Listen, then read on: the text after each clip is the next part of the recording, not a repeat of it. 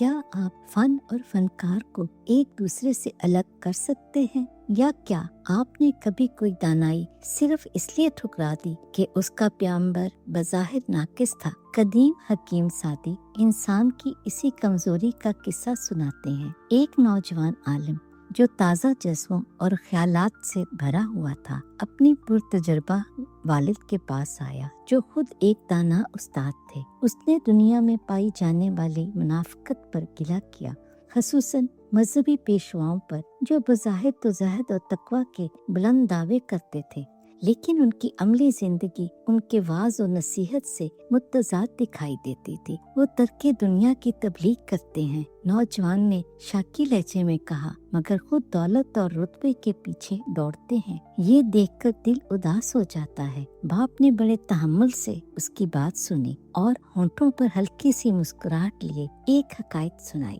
ایک اندھا شخص جو تاریکی میں ٹھوکریں کھاتا جا رہا تھا، اچانک گہرے گڑھے میں جا گرا۔ گھبرا کر وہ چلانے لگا، او بھائیو، جلدی کرو، میرے لیے چراغ جلا دو۔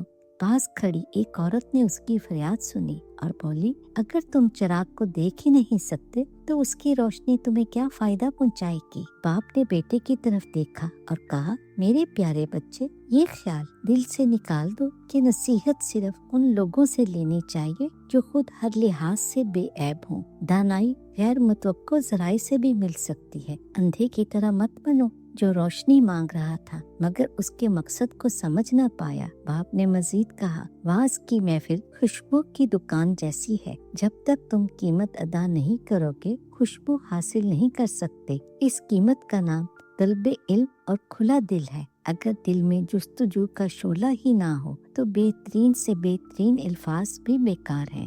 نوجوان عالم نے بات کی باتوں پر غور کیا۔ اسے احساس ہوا کہ وہ دوسروں کی خامیوں پر اتنا مرکوز رہا کہ ان کی بیان کردہ حکمت سے محروم رہ گیا۔ وہ حق کی تلاش میں تھا تو صحیح، مگر اسے ایسا آئینہ درکار تھا جو بالکل بے داغ ہو۔ وہ یہ بھول گیا کہ ایک ٹوٹا ہوا آئینہ بھی روشنی تو منعکس کر سکتا ہے۔ اس دن کے بعد اس نے علم کو نئے زاویے سے دیکھنا شروع کیا۔ اس نے پیغام کو پیغمبر سے الگ کرنا سیکھا۔ وہ سمجھ گیا کہ نامکمل اور خطا کار لوگ بھی گہری سچائیاں پیش کر سکتے ہیں۔ اسے احساس ہوا کہ حکمت کی تلاش کا مقصد بے عیب اساتذہ ڈھونڈنا نہیں، بلکہ اپنے اندر قبولیت اور سیکھنے کی طلب پیدا کرنا ہے۔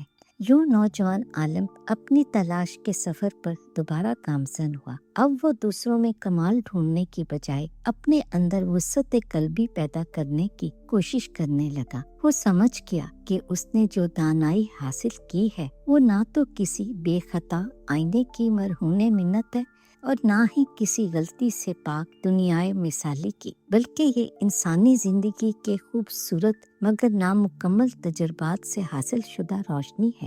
یاد رکھیے، دانائی ایک نایاب جوہر ہے جو اکثر غیر متوقع مقامات سے دریافت ہوتا ہے۔ اس کی روشنی کو محض اس لیے نظر انداز نہ کریں کہ اسے تھامنے والا نقائص رکھتا ہے۔ اپنا دل کھلا رکھیے اور روشنی کو اندر آنے دیجیے، چاہے اس کا سرچشمہ کہیں سے بھی ہو۔